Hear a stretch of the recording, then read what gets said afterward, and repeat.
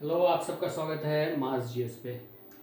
आज जो हम लोग शुरू करने जा रहे हैं वो है टेंस। टेंस हमारे दोस्तों के कहने पे बहुत सारे दोस्त ने हमसे कहा कि टेंस शुरू कीजिए।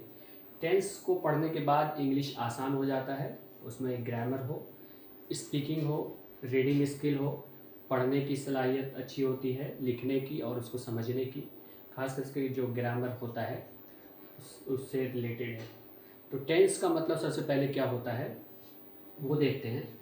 ये टेंस जो बहुत ही इम्पोर्टेंट जिसने हमसे दरख्वास्त की है वो हमारे जुनैद साहब हैं। तो मैं थोड़ा सा बता दूं जुनैद साहब के बारे में कि जुनैद साहब की चलती है हुमैरा परफ्यूमरी, इत्र की दुकान है। इत्र की होलसेलिंग भी करते हैं। तो आप इनसे रब्ता कर सकते हैं। जुनैद अख्तर, ये उनका मोबाइल नंबर है 7050038993। मुनासिब रेट में आपको यहाँ पे सारे अतर मिलेंगे, तो आप उनसे कांटेक्ट कर सकते हैं। तो हम चलते हैं टेंस पे। टेंस का मतलब होता है ज़माना। तो हम सबको पता है कि ज़माना से मुराद 3 ज़माना है। और तो ये है एक प्रेजेंट यानी हाल। हाल जो अभी चल रहा है उसको हम बोलते हैं प्रेजेंट टेंस। प्रेजेंट टेंस यानी हाल के बारे में बताता है। और इंग्लिश में जब पास्ट बोलते हैं यानी गुजरा हुआ यानी माजी के बारे में बताता है, उसको पास्ट बोलते हैं। और तीसरा होता है फ्यूचर। फ्यूचर मतलब होता है मुस्तकबिल यानी कि आने वाला। तो जब हम देखते हैं टेंस को तो 3 पार्ट में हमने बता दिया कि प्रेजेंट यानी हाल जो चल रहा है, पास्ट माजी जो गुजर चुका, और फ्यूचर जो आने वाला है उसको मुस्तकबिल कहते हैं। इसी तरीके से जब टेंस के प्रेजेंट, पास्ट, फ्यूचर को एक एक करके पढ़ते हैं तो प्रेजेंट को 4 हिस्से में बांटा जाता है।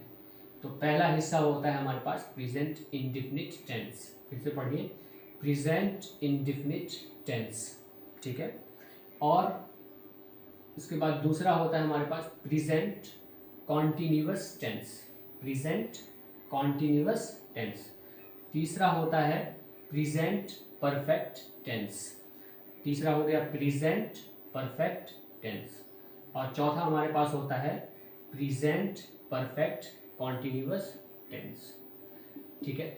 तो ये प्रेजेंट को हमने 4 पार्ट में बांटा: present indefinite tense, present continuous tense, present perfect tense, present perfect continuous tense.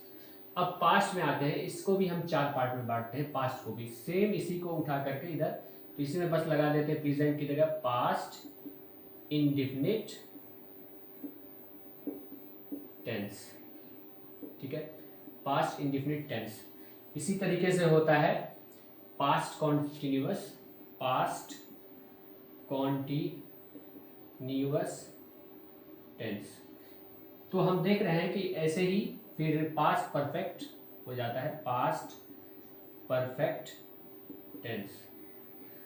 इसी तरीके से फिर यहाँ पे past perfect continuous, past perfect continuous tense हो जाता है।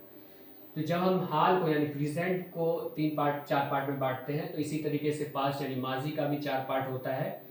इसी तरीके से मुस्तकबिल का भी 4 पार्ट होता है। तो यहाँ प्रेजेंट इंडेफिनिट टेंस हो गया, ये पास्ट इंडेफिनिट टेंस, और ये फ्यूचर इंडेफिनिट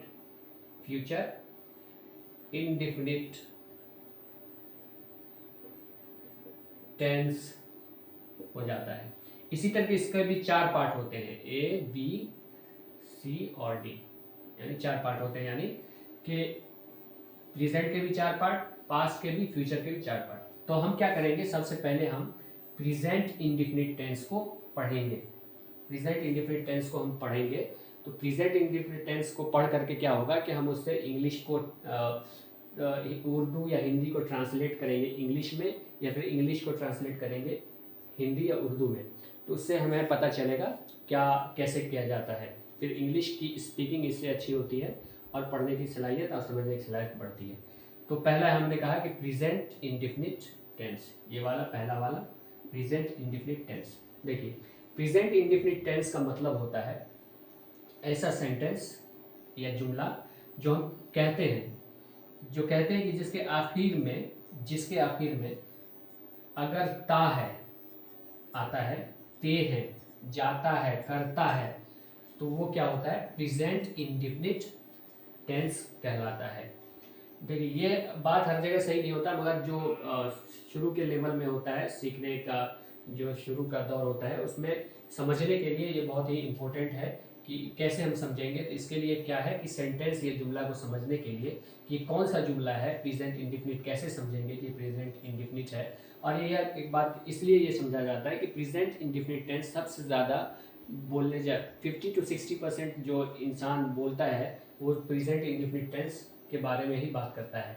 ठीक है, तो प्रेजेंट इंडेफिनिट टेंस को समझने का क्या है, जुमला के आखिर में क्या होता है, अगर ता है, ते है, जाता है, तो है, तो प्रेजेंट इंडेफिनिट टेंस कहलाता है। जैसे मैं खाना, एग्जाम्पल के तौर पर है, उदाहरण के तौर पर, मैं खाना खाता हूँ, तो आ रहा है ता हूँ। वह स्कूल जाता है, तो इसमें आ रहा है जाता है। हम गाड़ी चलाते हैं, तो इसमें आ रहा है चलाते हैं, चलाते हैं, तो ये आ रहा है। तो जहाँ भी ताते ये सब आता है वो प्रेजेंट इंडेफिनिट टेंस में आता है। और प्रेजेंट इंडेफिनिट टेंस को समझने का ये भी तरीका है कि हम जहाँ पे भी डेली रूटीन, जो हम डेली काम करते हैं, डेली का जो हमारा रोज़ाना का काम होता है, उसको भी प्रेजेंट इंडेफिनिट टेंस में ही आता है वो। और जो कमेंट्री होती है, जो मैच देखते हैं, कोई भी कमेंट्री हो, क्रिकेट की या हॉकी वगैरह, फुटबॉल की, तो कमेंट्री जो होती है वो भी प्रेजेंट इंडेफिनिट टेंस में या प्रेजेंट सिंपल टेंस में होती है। और जो हमारा अखबार का न्यूज़पेपर भी होता है वो भी प्रेजेंट इंडेफिनिट टेंस या प्रेजेंट सिंपल टेंस में होता है। तो ये याद रखना है। जो अब हम इसके बारे में पढ़ेंगे, ट्रांसलेट कैसे करेंगे। अब यहाँ से इम्पोर्टेंट चीज़ है कि ट्रांसलेट कैसे करेंगे, कैसे इंग्लिश का एक वर्ड दिया रहेगा या हिंदी का दिया रहेगा या उर्दू में दिया रहेगा, उसको हम इंग्लिश में ट्रांसलेट करेंगे या फिर इंग्लिश से हिंदी में या उर्दू में ट्रांसलेट करेंगे। ठीक है, तो सब ट्रांसलेट करने के लिए एक चीज़ याद रखिए कि ट्रांसलेट में सबसे पहले एक चीज़ होती है सब्जेक्ट। सब्जेक्ट को छोटे में अगर दर्शाना हो, ऐसे दर्शाते हैं, बताते हैं। और एक चीज़ होता है वर्ब। वर्ब का पहला फॉर्म होता है किसमें, प्रेजेंट इंडेफिनिट टेंस में। वर्ब का मतलब होता है फेल, जैसे किसी काम का करना। जैसे कोई खाता है तो खाता क्या है, वर्ब है। जैसे कोई टहलता है तो टहलना क्या है, वर्ब है, यानी फेल है। तो verb is the same word कहा जाता है, जो काम किया जाता है उसी को वर्ब कहा जाता है। तो ऑब्जेक्ट है जैसे, तो ऑब्जेक्ट के बारे में है, जैसे मैं स्कूल जाता हूँ, तो मैं क्या हो गया यहाँ पे, सब्जेक्ट के तौर पर हो गया। और जाना क्या हो गया, वर्ब हो गया।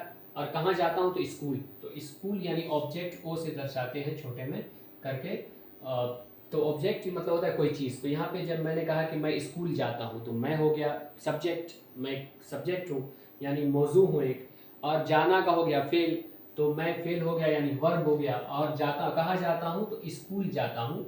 स्कूल क्या हो गया यहाँ पे, कोई ऑब्जेक्ट हो गया, है ना। स्कूल क्या हो गया, स्कूल क्या हो गया, ऑब्जेक्ट हो गया। स्कूल ऑब्जेक्ट हो गया। तो ये याद रखना है कि सब्जेक्ट होता है, वर्ब होता है, ऑब्जेक्ट होता है।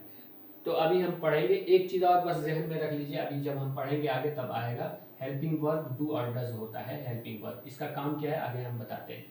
अब आगे चलते हैं। देखिए यहाँ पे ही, जैसे ही है, शी है, इट है, ये सब क्या है, ही मतलब वो होता है, ही मतलब होता है वह, और शी मतलब भी वो। ही मतलब होता है, ये लड़कों के लिए आता है, ठीक है। और ये लड़की के लिए शी आता है। इट माने होता है ये। और सिंगुलर नाउन के साथ जब भी हम ही, शी, इट आएगा तो वहाँ सिंगुलर नाउन आएगा, नाउन आएगा। सिंगुलर मतलब होता है एक, यानी एक, यानी नाउन होता है किसी भी चीज़ के नाम को हम नाउन कहते हैं। इंग्लिश में कहते हैं noun is a name word, किसी भी चीज़ के नाम को नाउन कहते हैं। तो सिंगुलर के साथ एस या ई एस लगता है। जहाँ भी एक आएगा या ही, शी, इट आएगा तो वहाँ पे एस या ई एस जोड़ देंगे। अभी बताएंगे इसको ट्रांसलेट करके नेक्स्ट अभी जो आएगा। इसी तरीके से आई है, वी है, यू है, दे है, ये सब जो है। आई मैं, आई मतलब होता है मैं। वी माने हम लोग, वी मतलब होता है हम लोग, हम लोग, ठीक है। यू मतलब होता है तुम। दे मतलब होता है वे लोग, वे लोग, ठीक है। और प्लुरल, प्लुरल मतलब होता है एक से ज़्यादा। सिंगुलर मतलब होता है एक और प्लुरल मतलब होता है एक से ज़्यादा। तो उसमें एस या ई एस नहीं लगता है। याद रखना है कि I, we, you, they, plural noun जहाँ भी आएगा एस या ई एस नहीं लगेगा। और ही, शी, इट सिंगुलर नाउन जहाँ भी आएगा एस या ई एस लगेगा। तो ये इतना बात समझ में आया होगा। तो अगली बार जो हम करेंगे तो इंग्लिश का कोई एक सेंटेंस लाएंगे यानी जुमला लाएंगे, उसको फिर ट्रांसलेट करेंगे, उसका तर्जुमा करेंगे उर्दू में या हिंदी में, जैसे भी आपको अच्छा लगे। तो ये होता है। तो टेंस के बारे में थोड़ा सा इंट्रोडक्शन दे दिया। टेंस में हम कैसे पढ़ेंगे, क्या पढ़ेंगे, कितना प्रकार हो, कितनी तरह का होता है। तो टेंस हो यानी ज़माना से मुराद है। टेंस यानी प्रेजेंट मतलब हाल के बारे में जो होता है, पास्ट माजी के बारे में, फ्यूचर मुस्तकबिल के बारे में, प्रेजेंट इंडेफिनिट और पास्ट इंडेफिनिट, फ्यूचर इंडेफिनिट होता है। प्रेजेंट कॉन्टिन्यूअस, पास्ट कॉन्टिन्यूअस और फ्यूचर कॉन्टिन्यूअस। इसी तरीके से टोटल यानी 12, याद रखिए टोटल 12 पार्ट में हम इसको क्या करते हैं, डिवाइड करते हैं। 4 प्रेजेंट का हो जाता है, 4 पास्ट का हो जाता है, 4 फ्यूचर का हो जाता है।